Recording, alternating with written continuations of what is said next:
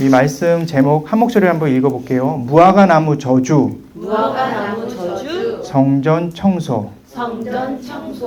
자, 오늘 말씀은 다음 주 말씀과 이어지는 부분이기 때문에 오늘 반만 전하고요. 다음 주에 마무리를 짓도록 하겠습니다. 자, 따라해 볼까요? 마가복음 11장 14, 15절. 예수님께서 나무에게 말씀하셨습니다. 다시는 아무도 내 열매를 먹지 못할 것이다. 제자들이 이 말씀을 들었습니다. 예수님과 제자들이 예루살렘에 왔습니다. 예수님께서 성전에 들어가셔서 성전에서 사고 파는 사람들을 내쫓으셨습니다. 그리고 돈 바꿔주는 사람들의 책상과 비둘기 파는 사람들의 의자를 뒤엎었습니다. 네, 우리 친구들 지난주 말씀 기억나요? 이 친구가 지금 주사 맞고 있죠? 이 주사 맞기 직전이 어때요? 기뻐요? 아니죠. 기쁘지 않아요. 두렵거든요. 이렇게 두렵고 떨 수 있는 그런 상황들이 예수님께 있죠. 예수님이 이제 조금 지나면 어떻게 되시죠? 십자가에 못 박혀 죽으시는 그런 거죠. 예수님 이 사실을 알았을까 몰랐을까? 알았죠. 예수님은 이 땅에 오시기 전부터 알고서 오셨어요. 그래서 점점 죽음의 그런 시간이 다가오기 시작했죠. 이 모든 부분은 성경에 나오는 예언이에요. 구약은 예수님 오시기 전에 예수님 오실 것이다 하는 내용이 적혀져 있고요. 이 신약은 예수님이 오셔서 말씀하신 그런 내용이 적혀져 있는 내용이에요. 그리고 앞으로 다시 올 거다라는 내용도 이 신약 안에 있어요. 예수님이 구약에서 말씀하신 그 모든 내용을 예수님 스스로가 지키시기 위해서 이 땅에 오시는 거죠. 이렇게 어린 아기부터 시작해서 자라서 결국 우리 친구들 한 명 한 명을 꼭 안아줄 수 있는 그러한 은혜로운 일들을 예수님께서 하시기 위해서 이 땅에 오신 거예요. 이거는 좀 내려가는 장면이고 이제 올라가는 그런 장면이에요. 여기는 여리고로 지나갔다가 이제 예루살렘으로 올라가는 그런 장면입니다. 여기 보게 되면 예수님께서 올라가시고 나서 예루살렘에 보이는 이곳에 첫 번째 벳박에 이 지역을 통과하시고 베다니를 통과하셔서 이렇게 해갖고 이 예루살렘으로 이렇게 올라가는 그런 길이 보여요, 안 보여요? 이렇게 길이 보이죠? 근데 이 길을 따라서 이렇게 올라가는 그런 건데 예수님께서 머물렀던 곳은 이 베단이라는 지역이었어요. 자, 이 예루살렘 전체 모습이죠. 이렇게 모습이 이렇게 생겼어요. 지금 이제 최근의 사진이고요. 옛날에는 이 부분보다 더 이렇게 멋있게 아마 이렇게 꾸며져 있었을 거예요. 예수님께서 베다니에서 머무르시면서 저 맞은편에 있는 곳에 가라. 이렇게 지난주에 아마 말씀 우리 친구들 기억나죠? 그래서 나귀 새끼 한 마리를 데리고 오는 그런 부분이 나와요. 그리고 그곳에서 그냥 끌고 갖고 가려고 하니까 아니 당신 왜 이러시오? 이렇게 얘기를 하니까 주님이 쓰시겠다 하라. 이렇게 말씀하셨어요. 그렇게 얘기하니까 그냥 내줬죠. 그리고 이 나귀를 타고 가시는 거예요. 나귀 새끼가 멋있을까요? 막 엄청나게 큰 말, 막 꺼뭇꺼뭇하고 흰 말이 더 멋있을까요? 크고 흰 말이나 꺼뭇꺼뭇한 말이 훨씬 멋있는데 그런 것들을 타고 가지 않으시고 오히려 이 나귀 새끼를 타고 가세요. 뒤에서 보니까 별로 이렇게 표정이 안 좋죠? 아, 예수님 이왕이면 백마나 이런 거 커다란 검은 말 타지 이게 뭐야? 뭐 그렇게 생각할 수도 있어요. 하지만 이것은 이미 성경에 스가랴 9장 9절에 이렇게 예언되어 있는 이 말씀 그대로 하시는 거예요.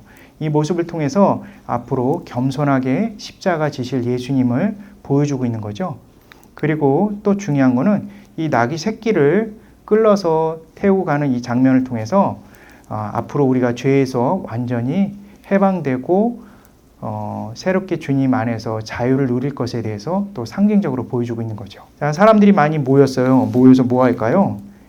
모두 다 나무 하나씩을 끌러갖고 예수님 오신 걸 환영했어요. 환영할 뿐만 아니라 그것을 바닥에다 깔고 막 예수님을 환영을 해요. 너무 좋아갖고 호산나 외치면서 눈도 반짝반짝거리고 너무나 예수님 막 그리워서 막 이러고 있죠. 여기 있는 사람들이 모두 이렇게 환영을 하면서 예수님을 맞이하는 거죠. 이것은 당시 로마 제국이 이스라엘을 너무 괴롭히니까 이스라엘 백성들이 당시 옛날에 구약에 있는 모세와 같은 그런 영웅이 오는 그런 때를 기다리는 거예요. 그래서 이스라엘이 오히려 더 힘이 세져갖고 로마 사람들과 전 세계에 있는 모든 사람들을 두렵게 떨리게 만들 수 있는 그러한 영웅이 오길 바랬던 거죠. 그 영웅이 성경에 나오는 메시아라고 이스라엘 사람들은 생각했던 거예요. 그런데 이때가 어느 때냐면은 우리 친구들 유월절이라고 들어본 적 있어요? 예, 유월절은 양이 있죠. 이 양, 1년 된 양을 잡는 날이에요. 그 1년 된 양 대신에 예수님께서 십자가 지시는 날인 거죠. 좀 더 자세히 설명을 드릴게요.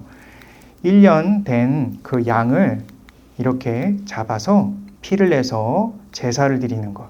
이것이 언제부터 시작되냐면 우리 친구들 모세 알죠? 모세가 출애굽할 당시에 마지막 10번째 재앙이 이 죽음의 그림자가 이집트, 애굽의 전체에 막 이렇게 돌아다닐 때 이 밖에 양의 피를 이렇게 표시낸 곳은 절대로 죽음이 그곳을 그냥 지나쳐 가게 되지 이 안에 들어갈 수가 없어요.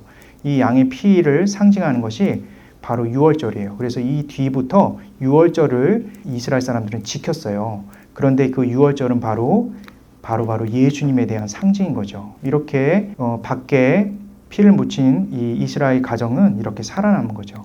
이것은 예수님이 앞으로 십자가 지실 것을 상징적으로 보여주고 있는 거죠. 하루는 이렇게 먼저 이렇게 가셔서 이 전체에 있는 사항들을 예루살렘에 있는 이 성전 사항들을 쭉 둘러보셨어요. 둘러보시고 나서 이 성전의 주변에 어떤 일이 있었느냐? 사람들이 양들을 엄청나게 팔았어요. 왜냐하면 당시에 예루살렘에 사람들이 막 몰려왔는데 양들을 멀리서까지 갖고 오기가 힘들었어요.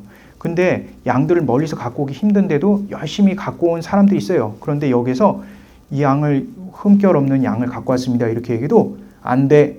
이 양은 안 돼. 이렇게 얘기하면서 퇴짜를 넣었어요. 그러니까 양을 갖고 와도 소용이 없는 거예요. 어차피 여기서 사야 돼요. 근데 여기에 있는 양이 다른 데에서는 예를 들면 10달러면 여기는 막 1000달러, 막 100달러 이렇게 해서 파는 거예요. 그리고 자기가 원래 키웠던 하나님께 드리려고 했던 그 양에 비해서 너무 비실비실하고 그런 것도.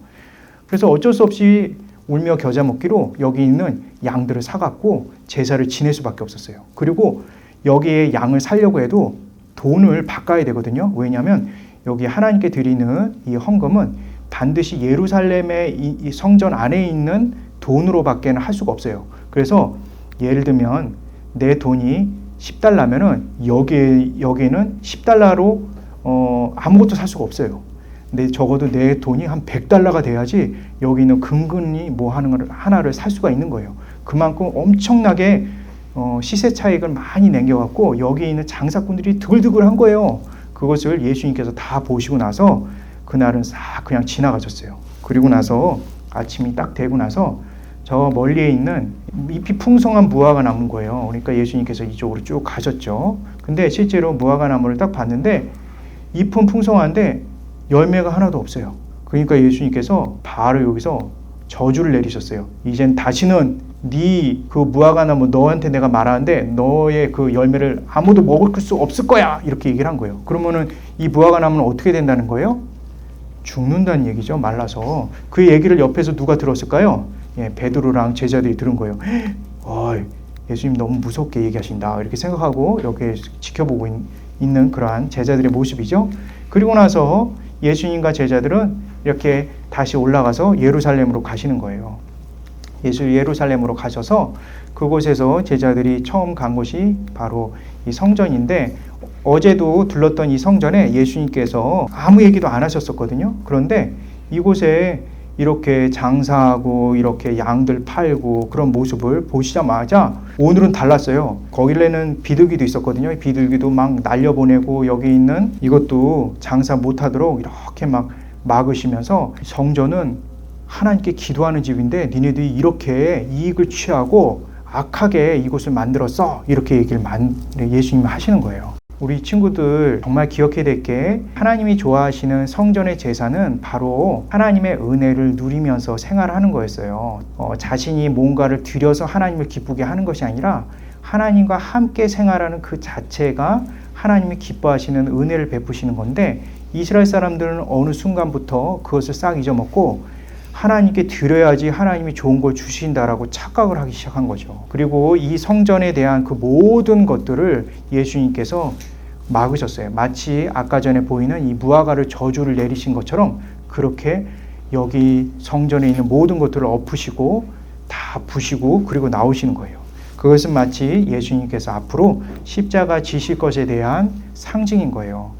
십자가 지실 것에 대한 상징이라는 것은 뭐냐면 과거에 있던 모든 성전에 드렸던 그 제사를 완전히 없애고 예수님께서 이제는 더 이상 제사 필요 없어. 이제 나만 믿으면 돼. 라고 얘기하시는 걸로 말씀이 마치게 되는 거죠.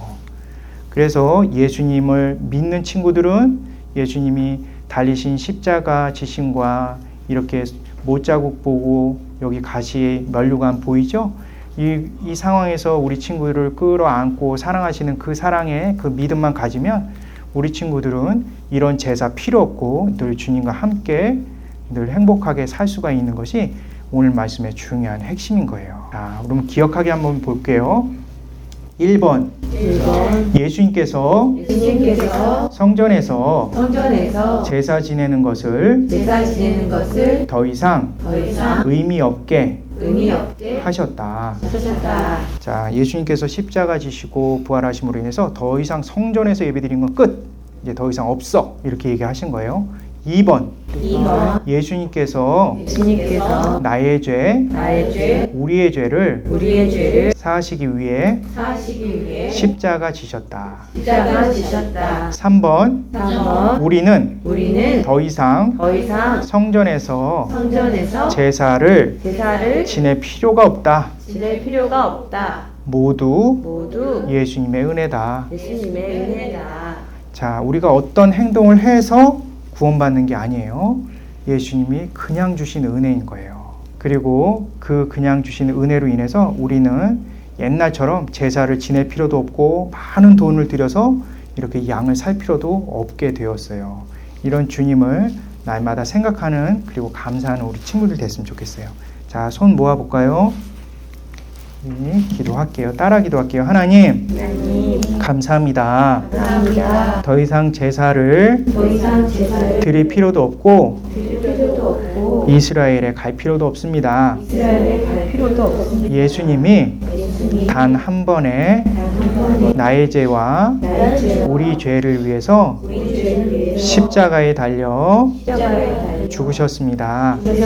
그리고 나를 위해 다시 사셨습니다. 이제 나는 은혜로 살아갑니다. 아무 노력 없이도 주님과 함께 살 수 있는 특권을 얻었습니다. 감사합니다. 예수님의 이름으로 기도드립니다. 아멘.